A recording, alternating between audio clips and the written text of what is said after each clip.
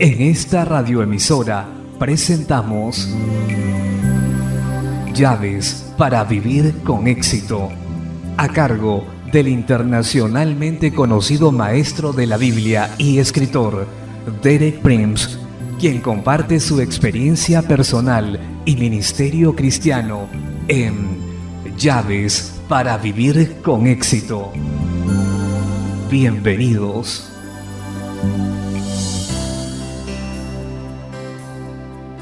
Llaves para vivir con éxito presenta el tema Dios revelado en sus nombres. Capítulo 1, primera parte. Me alegro de estar nuevamente con usted en el comienzo de otra semana en la que estaré compartiendo más llaves para vivir con éxito. Llaves que Dios ha puesto en mis manos a través de muchos años de experiencia personal y de ministerio cristiano. Nuestro tema para esta semana es rico en beneficios.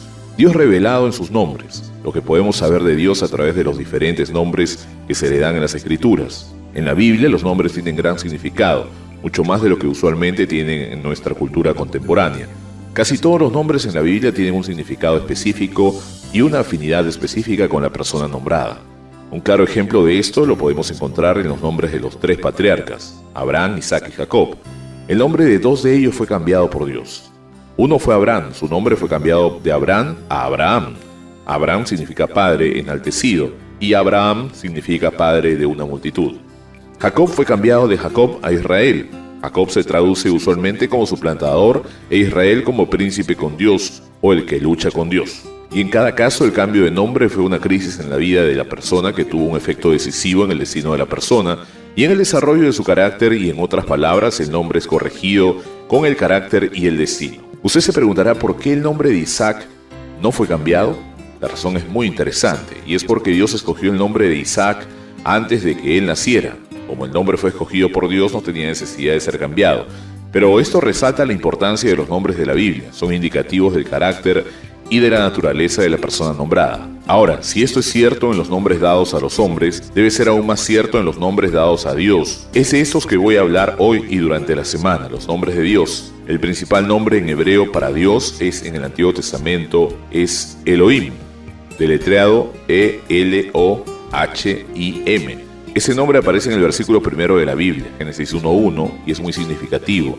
En el principio creó Dios, Elohim, los cielos y la tierra. De ahí en adelante el mismo nombre Elohim aparece aproximadamente 2500 veces en la Biblia.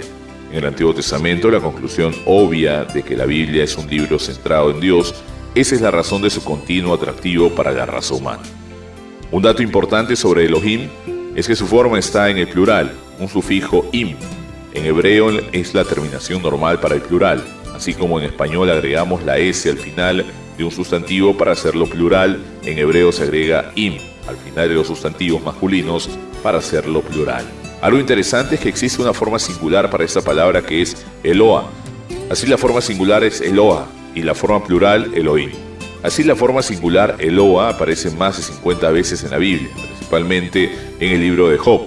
El libro de Job es probablemente el libro más antiguo de la Biblia. Eso indica que Eloah es una antigua forma que gradualmente perdió su uso. Otro dato fascinante sobre Elohim es que aunque su forma está en plural, es seguido generalmente por un verbo singular. Por ejemplo, el versículo que citamos anteriormente en Génesis 1:1, en el principio creó, el verbo está en forma singular, Dios, Elohim, plural. En el hebreo como en el español los verbos tienen forma singular y forma plural, así que normalmente el verbo que sigue después de Elohim, Dios, es singular. Sin embargo, hay algunos casos en que es seguido de un verbo en plural. Uno de los casos más interesantes es el de Génesis capítulo 20, versículo 13, donde Abraham habla lo siguiente: Dios, Elohim, me hizo salir errante de la casa de mi padre. Aquí la frase verbal, me hizo salir errante, es plural, o me hicieron salir. No hay duda que Abraham estaba hablando del verdadero Dios, pero dice Dios, me hicieron salir de la casa de mi padre. Es significativo que en ese momento Abraham le hablara a un rey gentil. Se me ocurre que quizás quiso adaptar un poco su lenguaje al pensamiento del rey. Lo que nos ocupa, sin embargo, es que hay ese tipo de equilibrio interesante entre el singular y el plural que empieza tan pronto el nombre de Dios es mencionado en la Biblia. De eso voy a hablar más detalladamente en mi charla de mañana, así que manténgalo en su mente. Hoy diré algo más sobre la forma Elohim, Eloah, singular Elohim. plural se deriva de una palabra anterior, el. Su significado básico es poder. Esa es la palabra que se usa, por ejemplo, con ese significativo en Génesis capítulo 31, versículo 29, donde Labán habla con Jacob. Habían tenido un desacuerdo, por no decir otra cosa, y Labán dice a Jacob: poder hay en mi mano para haceros mal.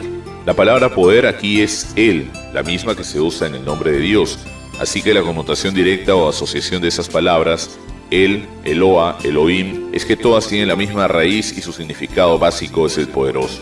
El plural Elohim sugiere la totalidad de lo que es Dios.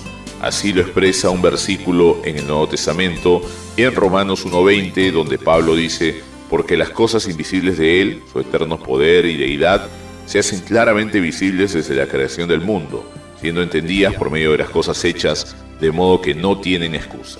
Pablo está diciendo que hay ciertos aspectos de Dios que están manifestados en la creación y Él los llama sus cosas invisibles. Luego las define como su eterno poder y deidad. Eso es en realidad lo que significa Elohim, el eterno poder y deidad de Dios.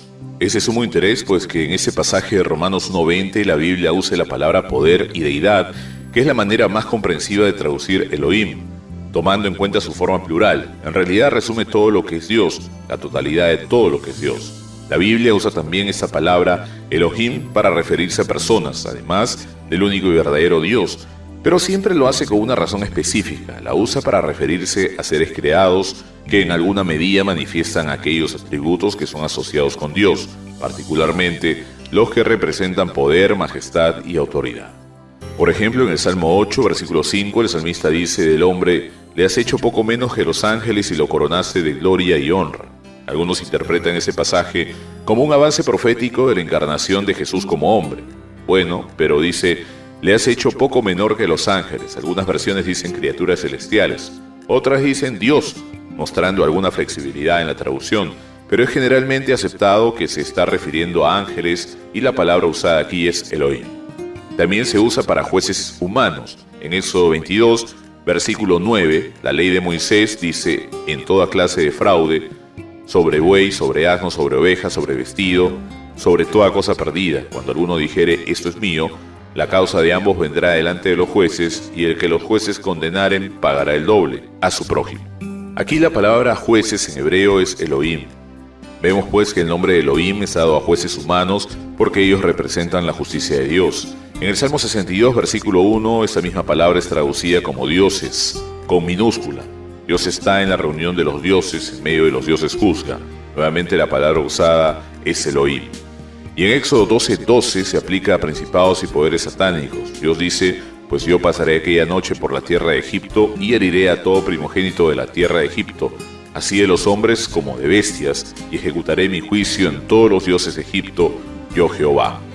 En ese caso, esos dioses son los enemigos del verdadero Dios y su pueblo. Indudablemente se refiere a los principados y poderes satánicos, a los gobernadores del reino satánico, pero son llamados dioses. En conclusión, vemos que la palabra Elohim es aplicada a ángeles, a huestes y a gobernantes humanos y a ángeles satánicos, y la razón es que de alguna manera u otra manifiestan algunas cosas que se asocian con Dios, como son el poder, la majestad, la rectitud y la justicia, la eternidad, el ser celestial que se resume en una palabra, deidad.